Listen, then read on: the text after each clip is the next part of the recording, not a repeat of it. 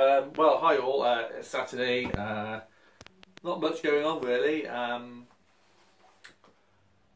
but I thought I'd do. Since I didn't do a Homebrew Wednesday, I thought I'd kind of do a little bit of a catch up. Happy New Year to you all. I thought I was just looking through my my log for last year, and I think I made almost somewhere between about 14 and 15 beers last year. So beer count is excellent. I've been very busy. Last year, I think last year was the first year I felt as if I was really making very good beer. I mean, years before that, it was always a bit indeterminate and it was a bit flaky. But I'm almost getting maybe 80% good to excellent nowadays, which I'm happy about.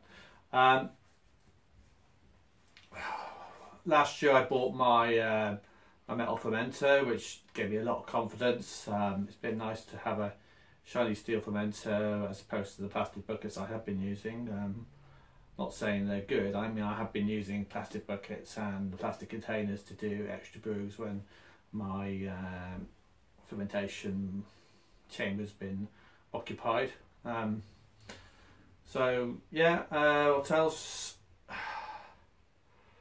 Oh, I'll think of some more things up anyway. What I have done, I remade my Christmas beer, which you might have actually seen at Brew Day, and fermented that for about a week. No, I fermented that about, I did it last, oh gosh. Yeah, I think I did it at the start of last week. You might even see that. I might have recorded a video at Brew Day. No, I didn't. I don't think I did. Okay. But anyway, I made a Christmas brew again. That was Munich, Barisot, a bit of crystal malt, and my own Challenger hops again. I bumped up the hoppage a bit more to get more bitterness in there. I used about 150 grams of Challenger. So yeah, that fermented. It's quite strange actually. I fermented it in the house because my fermenter has been used for this stout I've made. I'll talk about that in a second. But I fermented it kind of in my bathroom, and it's not a very warm bathroom. It's about maybe 16, 17 degrees most of the time, maybe 18. And it went really, really well for about 4 days and completely stopped. Just like overnight, just stopped completely. So I brought it back in the house, nothing happened. I checked the relative gravity and it's about 1020. So that was no good. So what I did was I roused it yesterday and give it about 10 minutes and off it went again. It's there bubbling away again, so hopefully I'm going to get that right down to about 10, 12. But I'll give it a few more days. I'll give you a tasting video when that's ready, and also I may even do the bottling and kegging and stuff. Actually, I may not do that at all. Anyway, the stout's here. I'll just take, there's actually a tin just to here. I've just taken a gravity reading. This has been bubbling away in the fermentation vessel for almost 2 weeks now. And it's still going, it's still fermenting, but I thought I'd just check to see how it's doing. It's got SFL04 and I pitched quite a lot of SFL into it. As I said, it's still going, but what I intend to do now is to whack this off into a cordy keg, and I'm going to stick my, hang on a second,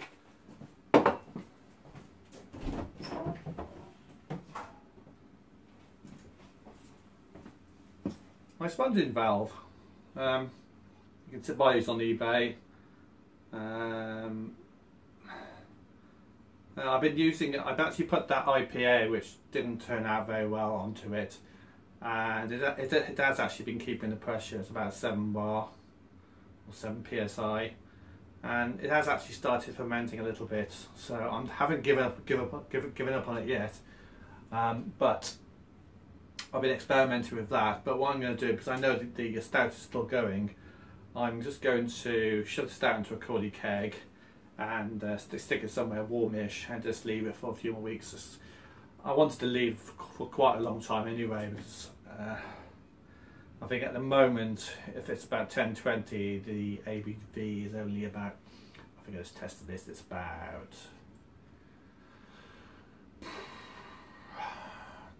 4.6. So if I can bring it down a few more points, it'll bring it up above 5, maybe 5.2, 5.3, maybe 5.5, and I'll be happy with that. But as I said, it's still fermenting, so it's still trickling away there really slowly, so I'll just back it off and leave it a bit longer. Some little notes on this, I'll quickly show it to you how it works. Obviously this has been knocked together and sold, but it's convenient to buy it. We've got a little, obviously a pressure valve on here, which is, it only goes up to 15 psi, or one bar, and as the pressure goes up, this gauge obviously goes up, and then what you can do is to release this here, and it'll actually let some of the gas out, so you can actually set it to whatever pressure you want. I worked out that if I wanted to have my keg naturally carbonate itself up to somewhere maybe up to about 2 bar, or not 2 bar, up to about 2.5 psi, I would need at about a temperature of, I think what temperature would be about 19 degrees, which is normal kind of room housey temperature. I'd need to have this about 32, so the 15 pounds per square inch on here is not that good. So what I may do is to obviously just keep carving and let it naturally carve up to the max of this, and then stick it into a cooler place, and obviously more CO2 will be resorbed into the liquid, and hopefully, I mean, as long as it's got a big carb in there, I'm not really bothered that much. I can fine tune it once I get it onto the cask eventually. So that's what I'm going to do. I'm going to take the Guinness out, the stout out, and whack it into a keg, and I'll be doing that soon. Got all my whacking arm all sterilised and ready to go here. Let's have a quick taste, some thoughts. But it's got a nice roasty smell about it. Very deep, and I can't smell, well, I suppose it's chocolatey, but even though it's not carbonated, it's smelling quite inviting. Let's have a quick.